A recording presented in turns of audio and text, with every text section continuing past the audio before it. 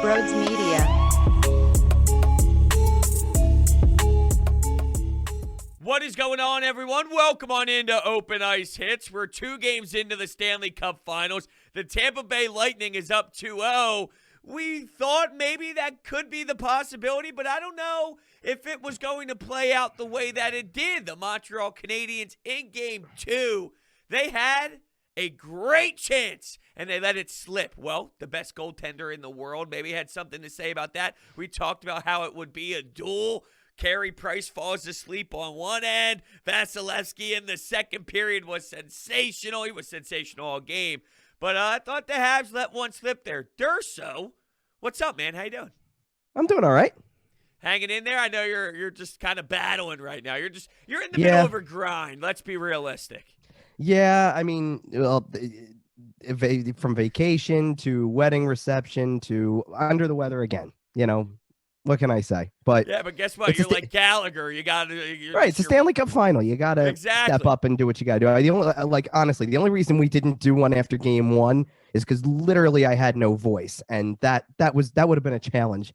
I think I can if we watch what these guys battle through, broken bones and bleeding from the face and all that stuff. I think I can battle through a head cold, you know? Yeah, exactly, for sure. So yeah, let's kind of kick things off here. Now, game 1, look, the Lightning won 5-1. It pretty much played out in a way where Tampa Bay dominated it. It seemed like Montreal was a little overwhelmed with physicality, speed. I hate to say this because it wasn't this, but I almost looked at it afterwards as a feel-out game for the Habs, younger players. Okay, this is what it's like to be in the Stanley Cup Final. This is what we need to do differently. We need to approach this in a different way. You know, you're young, Nick Suzuki, Cole Caulfield. It's a different type of beast. And then in game 2, you saw them have the legs. They played a great game, and I mean a great game in game 2, and unfortunately the scoreboard didn't come out in their favor. So game 1 to me was almost like that's what they needed to understand how to approach the rest of the series. But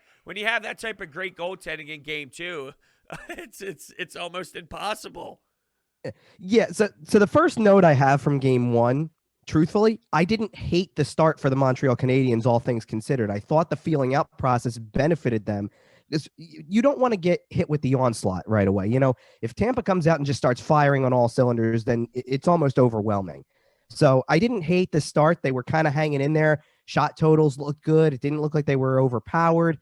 And then Tampa gets that first one. And despite this being a game going to the third period, it felt like as soon as that goal in the third period was scored, as soon as Kucherov gets that first one, which that went back and forth. I think we thought it was Palat's goal for a little bit. Then it was Kucherov's again, you know, whatever. As soon as that happens, I mean, there's been a lot of dagger moments for this team over the course of these. That was the one off the face-off draw where they won the face-off draw. He came around the top of the circle and sniped the top corner. No. This was the first one, early third. So this was the backhander that went toward the net. But you're looking at the way that Montreal even got back into that game. It's 2-1. You're going to go to the third period. Quite frankly, when it was 2-0, you started to think this isn't going the right direction. This is not going to be a competitive game. Like, you just already started to think that way. And they get one, and it's a strange goal. It hits 2 skates and goes in. And you go, well, now we got a game. It's game 1, Stanley Cup Final, and we actually have a game, legitimately. And then just like that, it was gone, it felt like. I mean, as soon as Tampa got that 2-goal lead back, it seemed like they weren't giving that up for anything. And, yeah, then once Kucherov actually scores one with the shot that he has, yeah, forget it. That was game over right there. Yeah, and Price made some big saves in that game. I mean, he had the glove save on Steven Stamkos. Tyler Johnson had that play where he was going backhand across the crease there. So Carey Price did everything he possibly could at times to really help his team stay in there as long as possible. But, you know, I thought in game 1, there was that turning point where you recognize before the Canadiens lost their cool that they showed their toughness, they showed their depth, they showed their speed, they showed why they were the Tampa Bay Lightning. But I knew the Habs would bounce back. To act as if that would be how the whole series would play out. I love the reactions. In any sport in playoffs in a 7-game series. You see this all the time in basketball too. If a team wins game 1, oh, I don't know how the other team's going to be able to do it. What do you mean? It's one game. It's one Right. game. Just because one game played out that way, it doesn't mean game 2 will. And as you saw in game 2, it was all Canadians. Now, the scary thing is when it was all Canadians and you realized it wasn't a lead for the Canadians, how does Tampa Bay win playing that poorly? Sloppy, not executing at an effective pace, and they still come out victorious. I mean, look, I know the Habs go home now, and that could be crucial. You win game 3, and now everything starts to change again, and I believe they're going to have over 10,000 fans, which can impact their home ice advantage as well. But, it's deflating. That Blake Coleman goal, wow. Yeah. Wow. I don't want to go too far because there's a lot of time left, and I'm not being hypocritical based off of what I just said. But we might look back at that goal as the series-changing goal. For sure. I mean, unfortunately, you're right. They were trying to get more fans in Montreal. Unfortunately, they're not going to be able to. They came declined out. It? Yeah, mid first period of the game last night. I saw something about it sticking at 3,500, which I must have read the notification wrong. Totally sucks. I mean, Yeah. it's just, let's put it this way: how many people do they have outside right now of that building when the games are going on? Like, put a few more in the building. Like, make it a legit crowd for a change. But whatever. That's different conversation. Yeah, that Coleman goal, I want your take on this because I know everybody's talking about how great the Coleman goal was, and I'm not taking anything away from him. I also looked at the other side of it, though, too. I looked at Montreal's side, and I came away with 2 key mistakes and one thing that I thought maybe could have been done differently that could prevent that goal. So it's a neutral zone turnover. That's the first problem. And literally, I think Tampa scored all 3 goals off of turnovers in this game. So imagine having to play a team like this and going in knowing you have to play mistake-free and then almost figuring out as the game goes on that mistake-free isn't even good enough against this team. Like, that's how good they are. So there's the first part, the turnover in a neutral zone at that spot. And I actually saw a good point made later on Twitter. I forget who I saw it from, but someone made the point. There's, 7 seconds left, 9 seconds left when they've got the puck in their own zone. You can just pull behind your net. You just got a fluky goal to get back into the game. Why not just take it behind the net? I'm watching our replay, the whole kind of sequence play out just to put it in. So why not go back behind the net and just let the final seconds run out and you go to the third period in a 1-1 game and you're the better team so far, clearly, right? So after the turnover, as they come up on the rush, horrible play by Ben Sherratt. He just bites way too easily. You just got to be more disciplined there as a defenseman. You just got to be better. Now, here's my what could have been done to prevent this possibly, and this is why I want your take on it because you're the defenseman.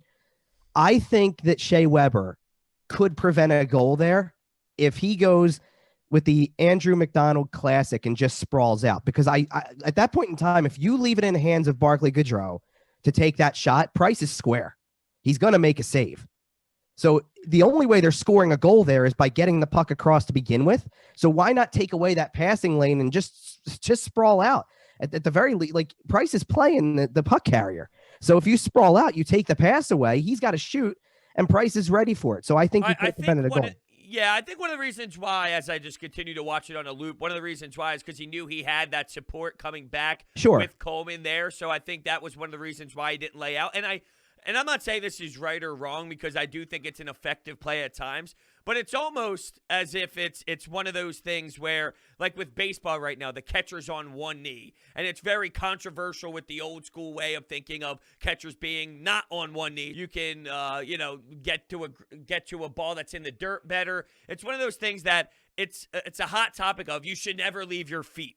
And you should never dive like that. So it's like one of those controversial things where some people love it, some people hate it. And I don't know, maybe there's an element to that where maybe they don't want the team. I know it's like these guys are professional athletes, but I know it's something where some guys like doing it. Some guys really despise doing it. Some coaches don't mind it. Some coaches like it. You know what I mean? Like, I hate him not doing it there based off of Right. the help that he had on the backside. If there was no help on the backside, maybe you go for it. But I do know that some guys just don't like leaving their feet that much. As Andy McDonald's overpaid Yeah, him I out of know. the league, maybe there's a reason why. Well, and listen, No, I'm right there. I'm right there with kidding. you. I generally don't like that play, but I think my thought process, the reason I don't like that play is because if you do this in a situation, there's 13 minutes left in a period, hypothetically. Well, if you slide out of position, all the guy has to do is be patient, let you slide by, and then he's got the shooting lane again. Or maybe he's got the passing lane back, whatever. There's 3 seconds left. If you slide there, you're forcing them to make a split-second decision.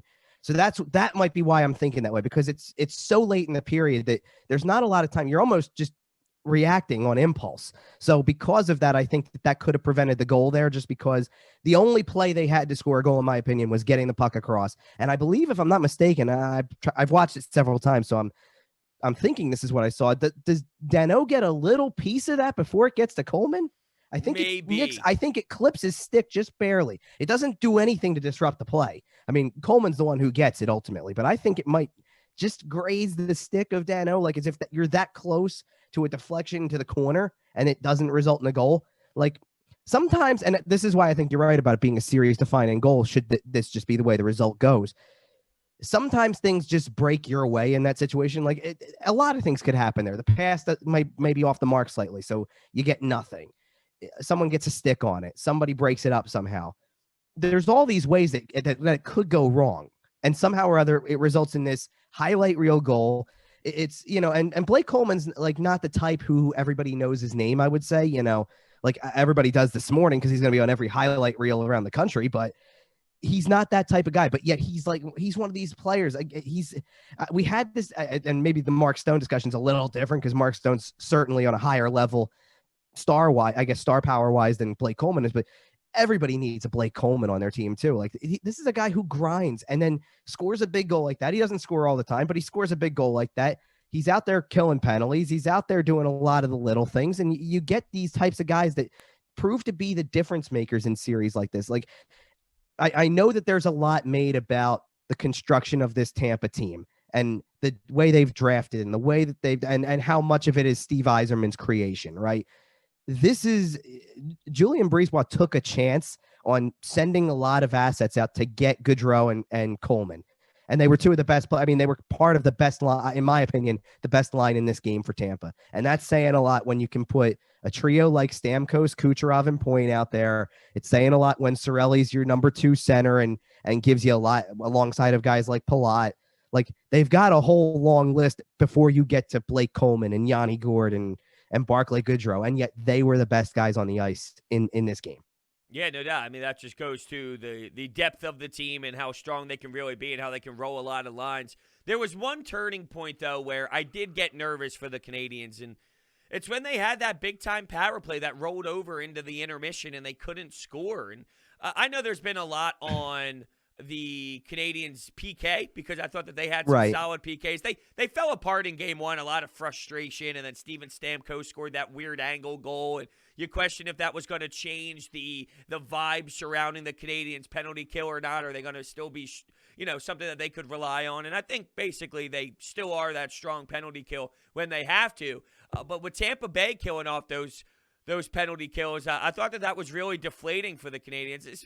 And when they didn't, you had the intermission to somewhat settle down, regroup. Okay, when you come out for the next period, you'll have that opportunity. Let's set it up. And how about this? I don't know if you heard this throughout the broadcast, but they were getting ripped for not putting Cole Caulfield out there. Instead, they went with Eric Gustafsson. Now, with Luke Richardson, maybe the thought was this: I'd rather have a defenseman out there in case something goes wrong against this team who maybe can get an odd man rush. Now, Eric Gustafsson's not a great defenseman in any sort of way on the defensive side, but compared to a Cole Caulfield, maybe, just maybe, they were thinking worst case scenario, there's an odd man rush. I'd rather live with Gustafsson than Caulfield, but I think you got to take a chance. Put your young guns out there and try and score a goal because you got to put your foot on the gas. So Luke Richardson was getting ripped a little bit for that decision.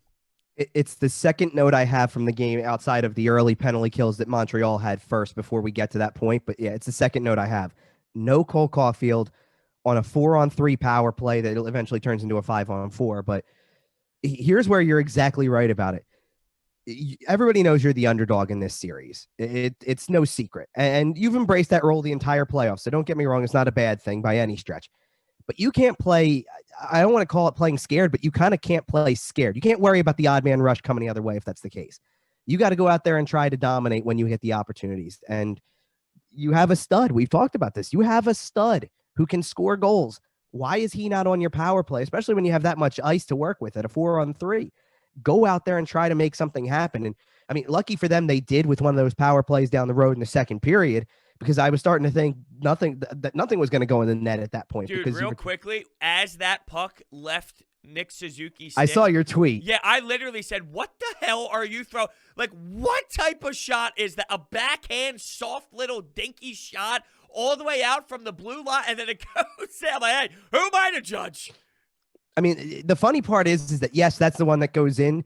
I was getting frustrated watching them in the third period when you're down a goal for most of it, trying to get the equalizer somehow, and all these shots coming from above the dot, like, what do you think's going to happen? The guy's made however many saves. He's the best goalie in the world. If he can see it from there, he's going to stop it. You've got to go to the net, and you've got to try to create some traffic, and you got to know you've got to work harder on him than just throwing it on net from 30 feet out or whatever. You can't do that. You've got to get into the tight areas. You got to get traffic. That's how you scored the goal in the first place. Yes, it does hit a stick on the way in, but it's traffic. He doesn't really pick it up right away, and it stays on the ice when I'm assuming he thought it was going to be off the ice just a little bit, maybe, or something like that. He was late to react. It was on the side of the net. There was Corey Perry. He didn't touch anything. No, he didn't touch it. He was on the side. It was tipped out high. I think it was Sorelli who ended up getting a stick on it. And then there was, what was it? Was it McDonough who was out there also? I think, who they wondered if he got a piece of it too. Like, it was this whole thing, but that's how you've got to score goals. I mean, let's put it this way. We felt the same way, but this was the same way reacting to game one in a sense.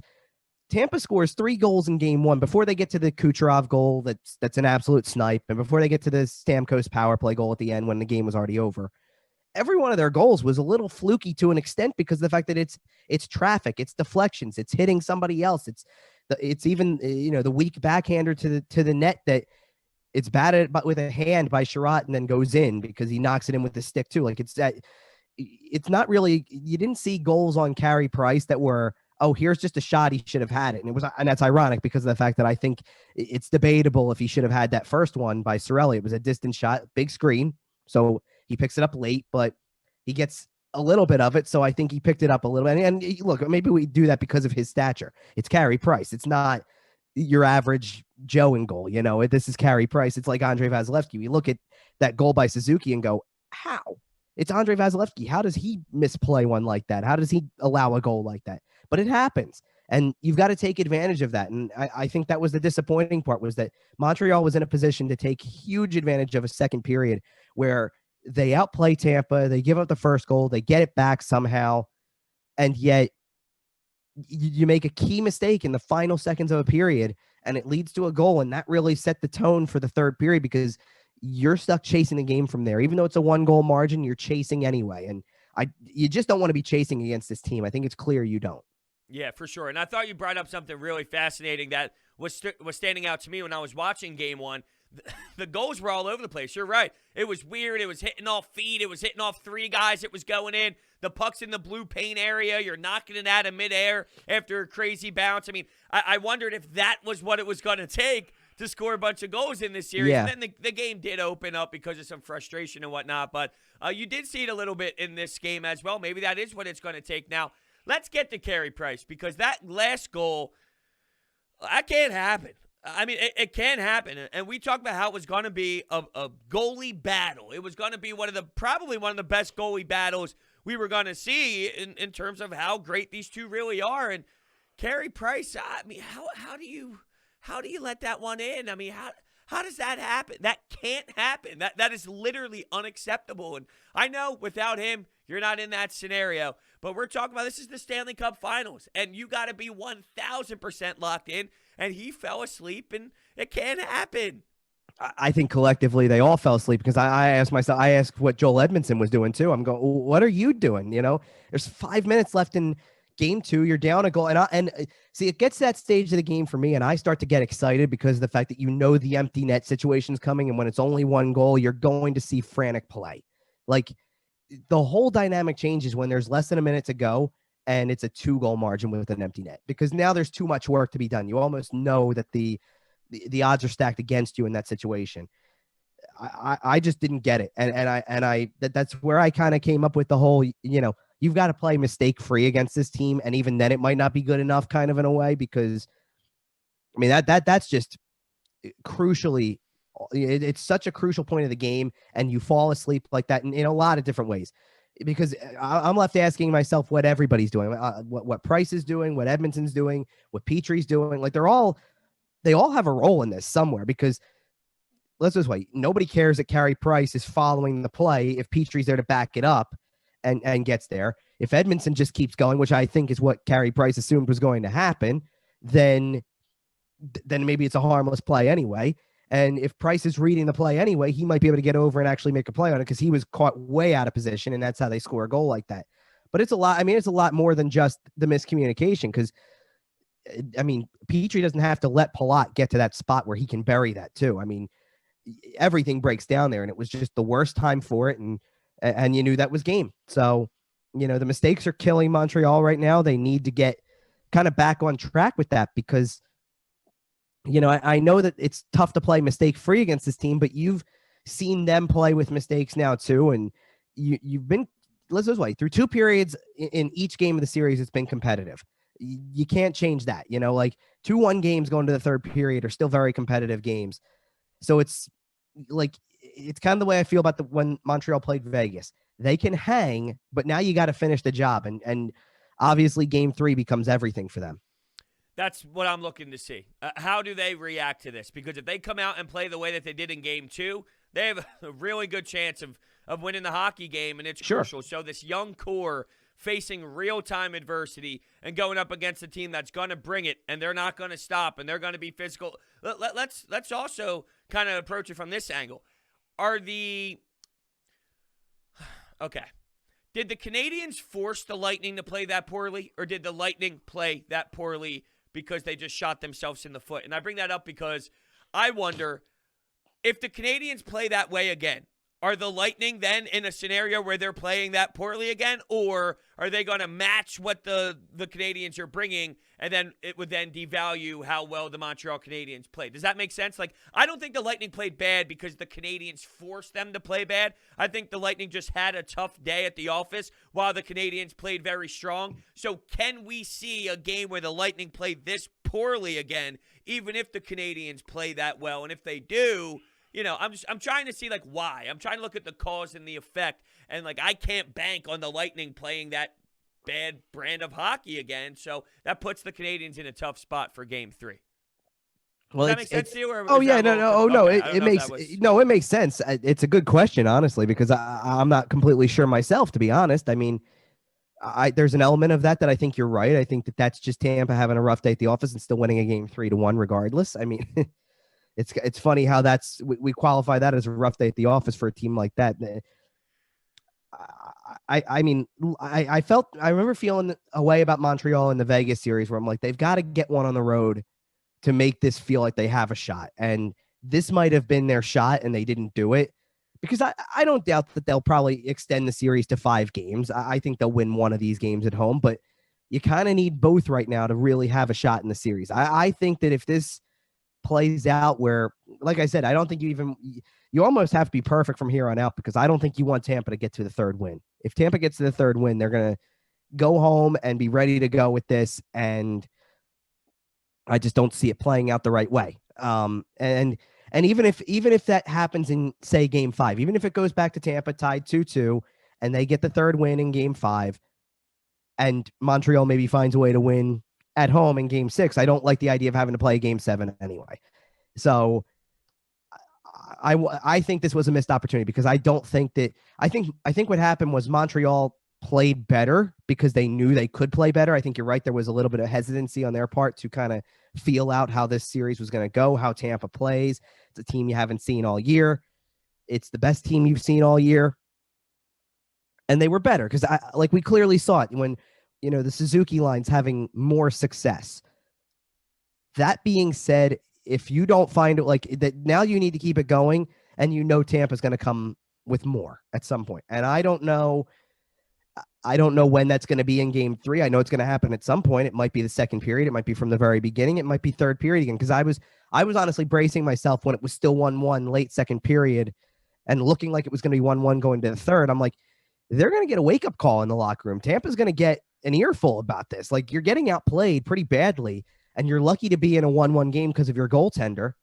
And then they get the goal anyway. But I almost fully expected Tampa to get a goal early in the third to almost counter what was going on in the second period anyway, to take the lead, to move forward and be the better team again, because it's funny to me how they can be off their game like that and yet, getting outshot the way they were, all that, and yet still be the most dangerous team out there, because as soon as they get any good look, you're almost expecting goal from this team.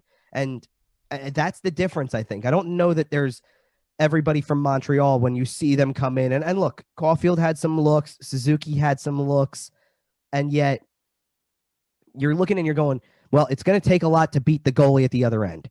And then you almost forget that Carey Price is in goal for Montreal when Tampa comes down and it's Braden Point's getting looks on the power play. And like you're sitting there going, how many are they going to score? It's not a matter of if, it's when they score and how many. And Right. They came away with 3 in this game, and it wasn't their best. I mean, so what? If it was their best, would they have had 5 again? Like that's what you have to start wondering. Like, is this as lopsided as it may seem? I think we're going to find that out in game 3, because if Tampa gives you something similar to game 2, especially through those first 2 periods, because I thought they closed out really well, so I give them credit for that. But if they give you anything close to the first 2 periods of game 2, then Montreal's got to jump on it, and they've got to find the offense. Well, maybe Montreal feels the same way as all of us do, where they recognize they can't allow Tampa Bay to get a victory here in Montreal. So maybe if the sense of urgency was that high for game 2, now they're a young team, so in terms of recovery and, but also they're a young team in terms of mentally being able to hang in there and the psychological side of the game. So, there's 2 sides to this. But, with the sense of urgency, how much they had in game 2, which we clearly saw, maybe that intensifies a little bit as well for game 3, game 4, knowing that they can't go back to Tampa Bay down 3-1. So you can only take it one game at a time. I do want to ask you about Cole Caulfield, because he is getting these chances where maybe, like, I thought in game 1, the Canadiens really missed out on some opportunities to enter the zone with some rushes, and they were just coming into the zone and maybe trying to rip shots on net from the top of the circle with 2 defensemen with good gap control. Maybe just go into the shin pad. Maybe Vasilevsky would just cover it up, and there'd be a face-off in the zone or put it into the corner or whatever. Cole Caulfield's had some really good chances, but he'd miss it high. He'd miss it. He'd hit the glass. He'd miss the net completely. Or he'd have a turnover. And I thought I heard something pretty fascinating about the obsession with him after Vegas. And it's a lot different where, and I don't think we blew it out of proportion how well he played in that Vegas series. He's 20 years old, and he changed the series in the semifinals. He, specifically him, at 20 years old, changed the entire series, in my opinion, at 20 years old, scoring 4 goals. So we weren't going too far by saying, this kid is a stud. I can't wait to watch him grow. But there are some that think the love was too aggressive and too much. And the counter was, he didn't play the regular season. He didn't go through that journey. He wasn't battling through 56 games, normally 82 games, where you're worn down by the playoffs, and that's so impactful. And I'm not downplaying that. I'm not discrediting that. You're right. Playing 56 to 82, whatever it's eventually going to go back to, Right. Then playing in the playoffs, it's physically taxing. You're in a different mindset. You're in a different spot physically. But you can't take away from the excitement and the lethal play that this kid has, even though as of right now, it's not the prettiest in the Stanley Cup Finals. It makes sense, though. And that doesn't mean that we were wrong for reacting the way that we were. I don't think so. I mean, I think at the end of the day, it's important to remember he's 20 years old, and that means that he's going to be overmatched sometimes. I mean, this is the best team in the league right now. And when we kind of previewed the final going in, we did this over the weekend previously. I said then, I feel like Tampa knows this is their best shot to win again before things change dramatically. Because let's put it this way, and I know it's different circumstances, but you want to talk about a guy who didn't battle through the 56 games to get there. Tampa's got a guy too, and granted, he's a former Hart Trophy winner, so I understand it's different circumstances, but he just comes in too and starts playing, and he didn't go through the grind as much either. He kind of just worked his way back on the side until the playoffs came, and that's the way it is. And that's the reason why they know this is so important right now for them. This is their shot to win back-to-back cups, and things are going to change. It's funny, we've talked an awful lot about Blake Coleman over the whole show because of the goal he scored and things like that. He's a free agent, and will they be able to afford him? I don't know. Quite possibly not. I mean, you got to make tough decisions, and you may have to be willing to trade people if that's the case. I mean, you may have to sit there and go, I'm going to trade a guy. And granted, they'll get some help because expansion draft will help. You're going to lose a contract somewhere in there, but you got to be mindful of that. And I think Tampa is. I think they're mindful of the fact that this is unlike last year to this year, where and John Cooper said something that kind of puts it all in perspective, because he was asked a question about, do you reflect on winning the cup a year ago and kind of being back there now? And he goes, well, you do after the first win, but he goes, you got to realize also we have a shot to win 2 Stanley Cups in 9 months. And just hearing that is insanity to me. Like, you know what else is insane to me? You're right. That is wild. And I did not hear him say those words, but Pat Maroon, could you imagine? Like, I could never in a million years imagine winning 1 Stanley Cup. Imagine winning 3 straight Stanley Cups. I don't even know how I would be able to react. Like, what do you do? You're so accustomed to just winning the cup. Imagine next year not. It's like, well, what do I do with myself? I don't know how to not win the Stanley Cup. I just won 3 straight. I know we're getting ahead of ourselves. No, I know, but in general, could you imagine winning 3 straight Stanley Cups? I mean, come on, dude. I mean, has anybody in like since being part of dynasties of like, I mean, like, I'm trying to even think, like, the last team I can think of that won 3 or more in a row, and like I know like the first thought is those Gretzky teams in Edmonton, but they won 4 over 5 years, and then won a 5th in 90 when Messier was captain. But I guess the team I can think of is the Islanders of the early 80s, were the last team that actually won 3 or more in a row like that, as almost like a dynasty. But this makes it different because I know 2 of them would be with the Lightning, but doing it with a different team almost changes it. I know. I'm just saying there's not many players in history period that play with the same team that can say they've won 3 in a row, let alone you change teams and you're in the right spot again. But I found it. I found the 2. It was in 1920 to 1922 and 1961 to 1963. There was only 2 other players that have won 3 in a row with 2 different teams. This was 3 days ago, written on NBC Sports. I mean, do I even want to try? I'm not even going to attempt to guess the one from 1920 something. I mean, well, then you just don't know your hockey.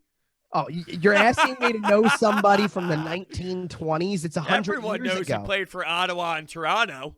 That I actually could have figured out because I figured Ottawa was in there. So what would you say? Was 61 to 63? Yes.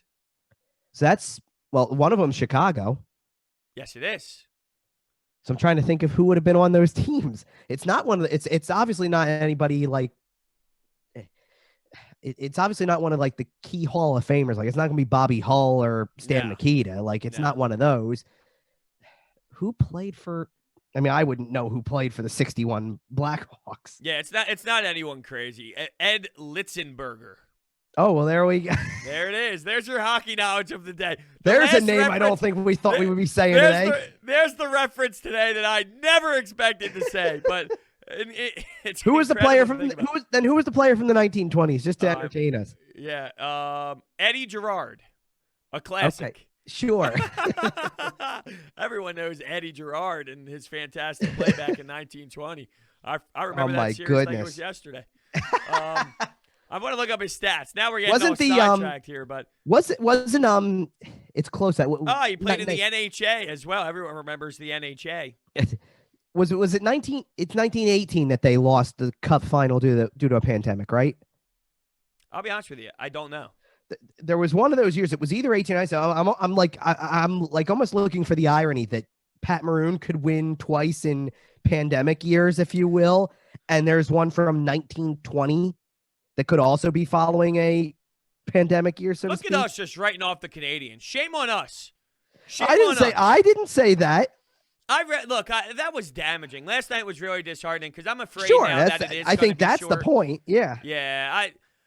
But look, if they win Game 3, how much does this change everything? Well, if they win Game 4, we're back at it. I mean, we've seen crazier things. I ripped you apart about Nashville, saying you're crazy about Nashville. Right. They're done, and they ended up going on a nice ride. And there was another team, too, that I thought was dead in the water, and they ended up poking their head in there and going on a nice day. It might have been the Canadiens. It was the Canadiens when they were down against the Maple you Leafs. thought I was too high on them, right? So that was now, not then. I think it's the Jets too. I think Well, no. Against the Jets, they swept, so that wasn't like that. But it was before the series started. I think I made some comments like, "Come on, you really think the Canadiens are going to go, and blow?" Yes, I did, out? and I believed in this team, and Right. So with all that, we got to give them credit to bounce back here in Game 3, and I hope they do. As a diehard Montreal Canadiens fan for the last 2 weeks, this has been an emotional journey for me. And look, I enjoy watching Nick Suzuki out there. I thought Nick Suzuki had a phenomenal game. He did. He had a great game too. Yeah, it's like I'm intrigued by the uphill battle of this young core, and I want to see how they respond. Because even though they lost, they really did respond very well in Game 2. And knowing that, there's 2 ways to go from here. Does it impact you so much that you're crushed and you can't get over that emotional loss, or do you step up and even take it to the next level? So I'm so fascinated on how they kind of respond here.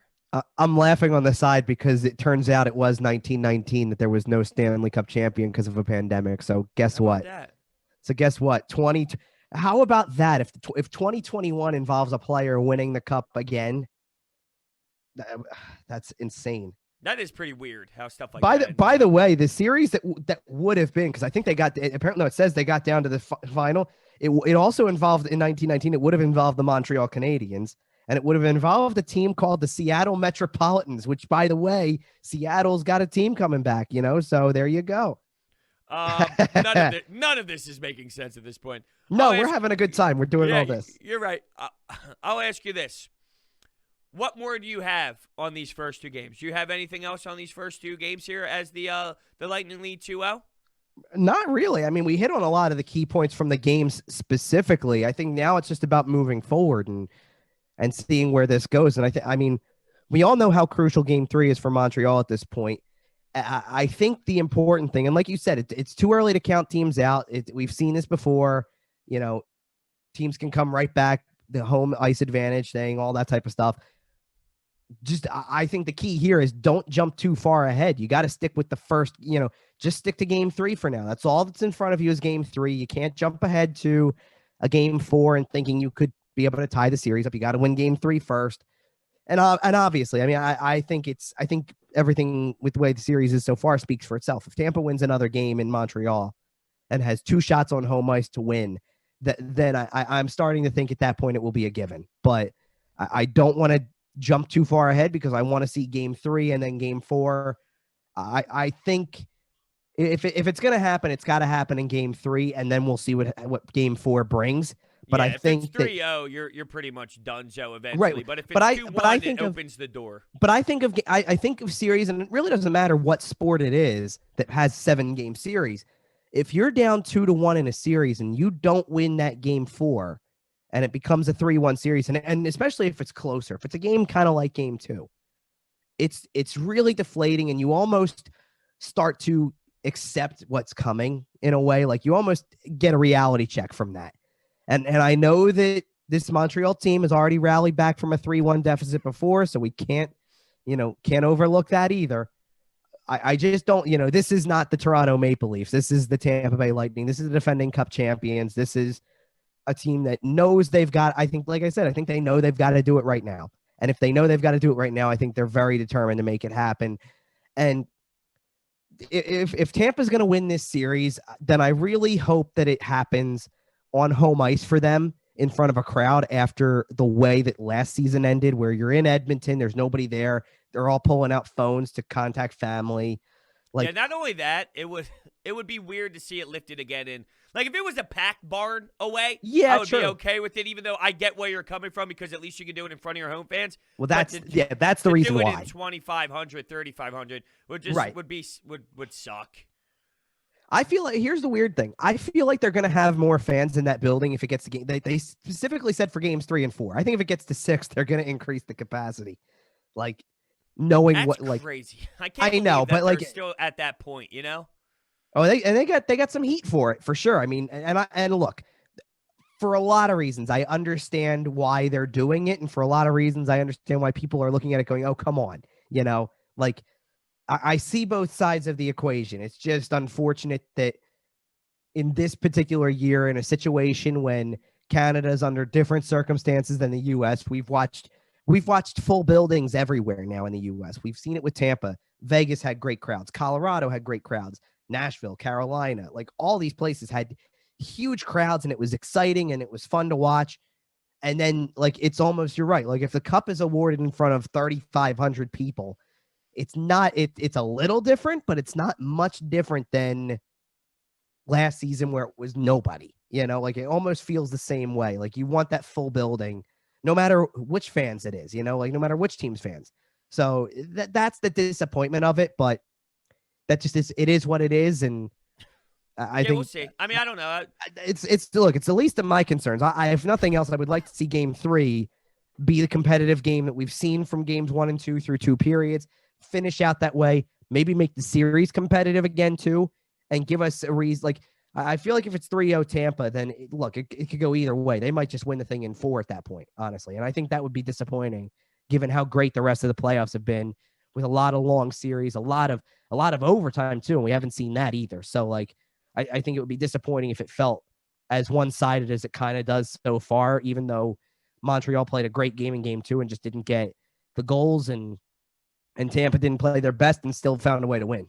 Yeah, I agree with you. We'll see how it all plays out. Game 3 will be telling. I have that same fear. If it goes 3-0, are we talking about the, you know what? So, look, but that's what I was saying before. Things are so extreme. One win, it's like the Canadiens will never win. And then the Canadiens win game 3, and it's like, well, if they win game 4, then you push it to game 5, and it's 2-2. The narrative changes so quickly in the playoffs. Let's see how things go down for game 3 first. So with that, we'll end it here, and we'll see what happens. I'm kind of nervous because I don't want a short series. That's for sure. Yeah, I know. I didn't either, and I was, you know, I don't think I ever thought 4. I feared 5, to be honest. Right. Yeah, same.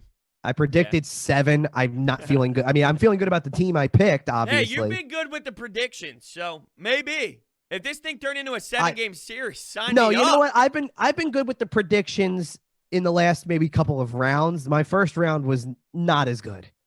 Well, that's a little different. First rounds are hard because there's so much going on, so many games. We only care about the good stuff, the juiciness. That's right. You're good when it's juicy. That's what matters. All right, everyone. Thank you so much for listening, and we will see you next time.